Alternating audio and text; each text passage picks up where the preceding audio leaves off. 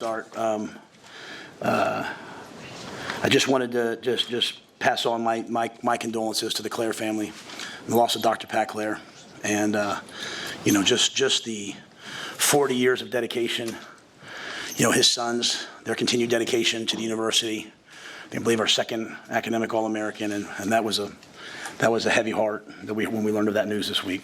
But a life well lived and a legacy well lived. And I want to say thank you to Dominic and Sue for coming back and, in his own quiet way, didn't want to give a big speech, just wanted to meet the fellows and answer questions. And, it's kind of funny. He said a couple things I say all the time, and I looked at Deshaun, and Deshaun said, "Yeah, Coach, and he says it just kind of hits different." I said, "Thanks, Deshaun."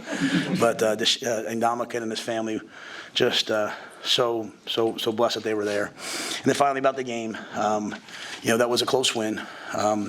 In many ways, it was a tough day. Credit to Rutgers, credit to Greg Schiano. They did a ton of things against us, but we didn't turn the ball over but once. We won the turnover battle, and I thought it was as great a defensive performance as I've been around.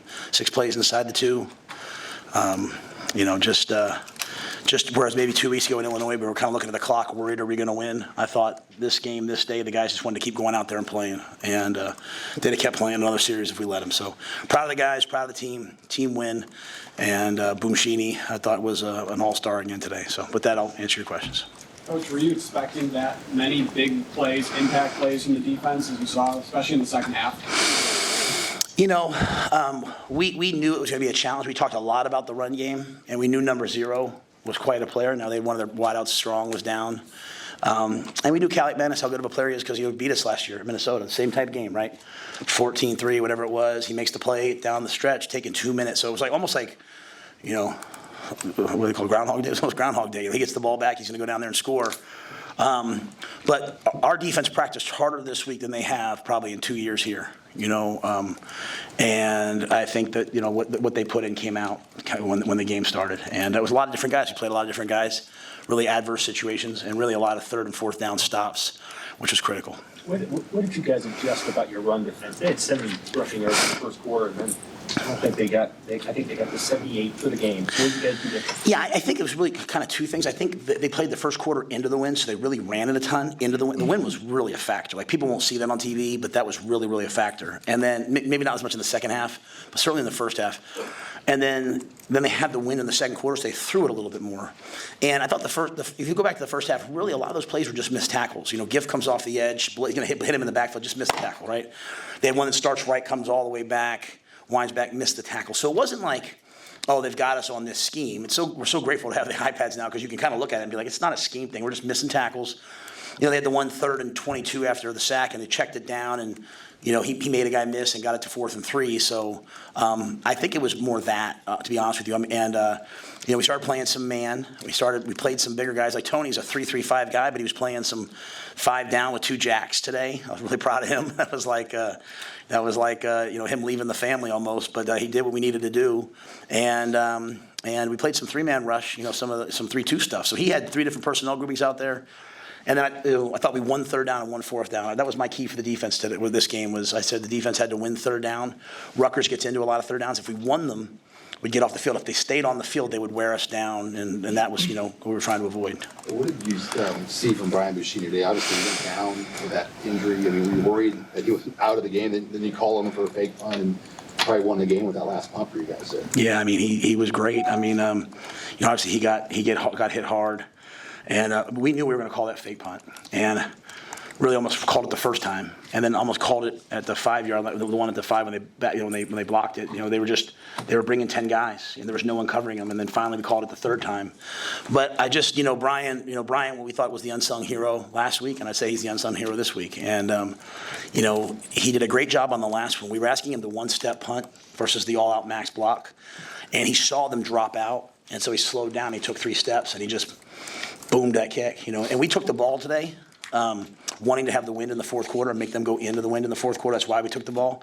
And I thought that ball got up in the wind, and it spiraled and spiraled and spiraled around. Had that young man tried to catch it, it might have, it would have been a tough catch. I'll just say that. So, I'm really proud of Brian. He showed the kind of showed the heart of a lion out there. Did he almost have to? I mean, it looked like he was hurt fairly bad after the first block. Did he? How close was he to? You were warming up Camden Cook. Like, how close was Brian to coming out? Yeah, I got out there and he wasn't moving, so I was concerned, obviously. And he was like, I'm going to be okay. I'm going to be okay. It's just I forget it was my back hip. And got to the side and I said, hey, can you just throw the fake punt for me? And he was like, yes, I can throw the fake punt. And then we had Johnny Hall kick off. And, I said, well, can you throw it into the wind? Just, and he was like, yeah, I can throw it in the wind. So he was just locked in. I think he's the guy who's burned the boats in his brain. He's going to do whatever it takes. And medically he was fine. Just, I think he just took a big hit and was hurt, just felt it.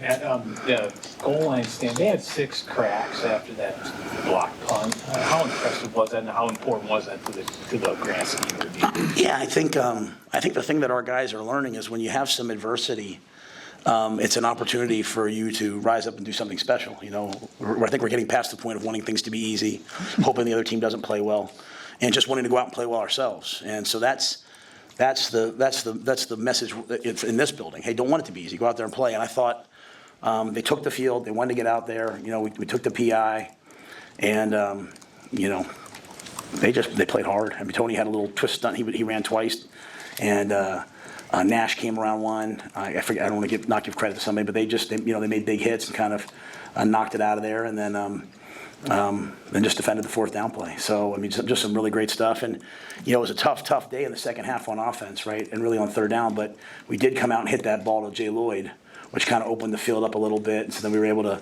at least, kind of get out of there. And I might have the drives messed up, so you have to forgive me that things go fast for me in the game. But I thought the defense, they didn't really care what happened today. They were just going to keep playing. What lessons do you think Dylan can take out of the day-to-day when they were coming after him and he had some moments he probably like back?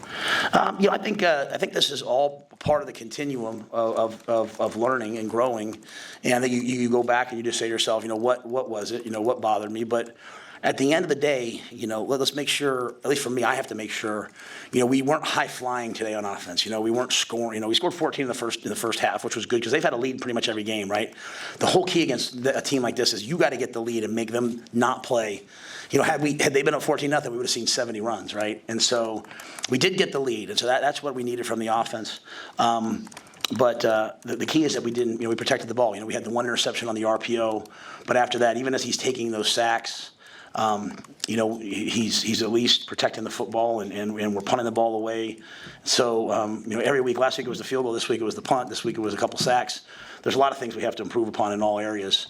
Kind of as we fix one thing, something else pops up. But, that was a day for the offense, as I said, to them just in there just now. They were having to draw new things up. Greg Schiano is one of the greatest defensive coaches that there is, and he had stuff out there that was really confusing. He had Mike linebackers playing D-line, and guys were trying to figure it out. So we'll get better from it. With the offense, you had several, third down, fourth down, short yardage tries, brought in extra linemen, Liebentritt. Just what did you like about those looks and the way the guys executed? Yeah, well, we know Micah's a big, powerful guy. He's been practicing with us, and so we were going to take some. We were here to win today. It was 4th and 1 on our own 30, whatever it was on the first drive. We ran power. We ran 4th and 1 on the goal line. We thought it'd be a good matchup for us. Him knocking the edge back. We really like Barrett Liebentritt. I think he's a guy that's getting better and better and better for us. Even the one backed up, we hit that run. I think the big, today was a day of we run the fake punt, and this is not negative. It's just we run the fake punt, and they just tackle us, and it's like, oh, geez, man, the returner got us. Or we hit that power, and the safety comes across and gets us late. Kind of needed to step out of one and make that a 21-0 game. But it was good to get Mike involved in the game, and this will be a tape that we can learn a lot from as we heal this week.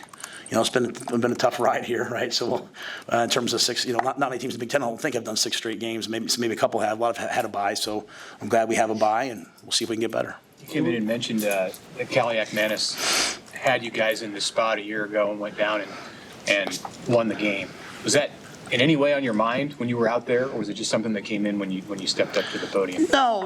Well, at the end of the day, we knew that as I try to orchestrate how the game could go, I always talk about how I want it to go, and then, hey, the things that could happen. And one of the things for me was hey, if it turns into a throw game, how are we going to play it, right? And they've shown excellent protection. They double chip both edges and they try to protect. And we played a lot of man early, and then late in the game, as we had the lead, we went to a little bit more zone after they hit those 2 deep balls in the third to last drive.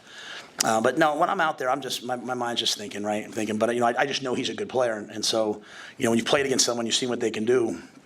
But I was, happy that the field worked out where they were throwing into the wind, and I thought, our pass rush really showed up.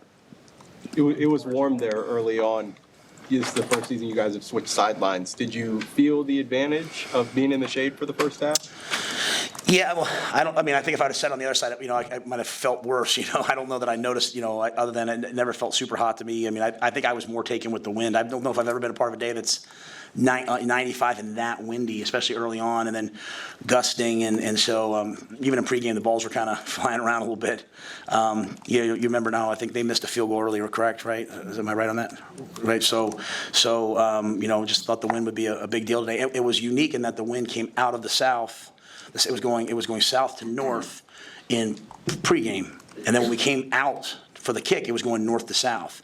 And Dr. Elza does a great job. She talks, and they told us it was going to flip as the day went on. And so they actually gave us the win for the first quarter. And so, I thought we did a good job early on in the game.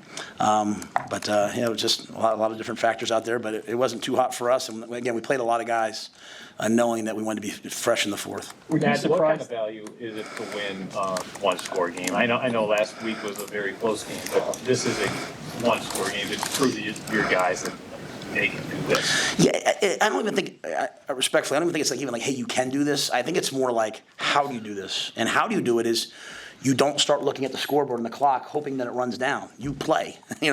Just go play. And so even at the end, they got that first down on fourth down, and you didn't see our group look dejected. You didn't see them. The defense just lined back up and played again. And Buschini you need some guys to make some plays, right? Buschini makes that punt. That punt's amazing in that condition. So I think it's just the how. The how is getting to those moments and having your heart rate not rise up, just continuing to play, and just trying to make one more play than they make. Are you surprised they didn't go after that last punt of yours? Can they just let him punt? I don't know. Yeah, I think the thought was, hey, we're one-stepping it. Hey, let's go ahead and get it. Let's get it out and then return it. But I'm glad they didn't. I didn't know. That was my concern, was them blocking it. Again, and it's all a simple thing. It's some veteran guys. A guy. They're bringing one more than we can block, right? And so they're not covering anybody. They're coming after you. And so if I could go back, man, I'd have called that punt fake earlier, because it would have. You sit there, you're sitting there all week. And you're saying to yourself, man, I bet you they change. I bet you they're not going to do it this week. I bet you they change. And so when you get out there and see it, you're like, oh, okay. And then I should have done it on the 5-yard line. So. But I think doing it, even though no points came out of it, I thought the guys on the sideline were energized. Like, hey, coach is with us. Coach Foley's with us. Ed designed it. When I say I called it, Ed wants to call it every time. It's just me being like, all right, as the game manager, okay, let's do it, Ed. So it was a big-time call, and it worked out. It flipped the field. And maybe that slowed them down later on in that last drive. What kind of boost did James Williams give you? I'm sorry? James Williams, what kind of boost did he give you? He's making plays. Talk about guys making plays. There's right there. I think James is a guy that's practicing. He's trying to get better. He's doing really well in school. He's growing in every facet of his life. I'm very proud of him. And, he practices really hard, and as a result, he plays really hard. This was a week that we did a lot of stuff with big people. So there was reps this week where him and Kai and those guys were going over the scout team and giving the offense a look. No agenda, no egos, just trying to get better at their craft. And then, again, because we took the ball early and because we were able to get a little bit of a lead, now you're able to pass rush at the end of the game, and it kind of changed everything. Anybody else? All right, thanks, guys.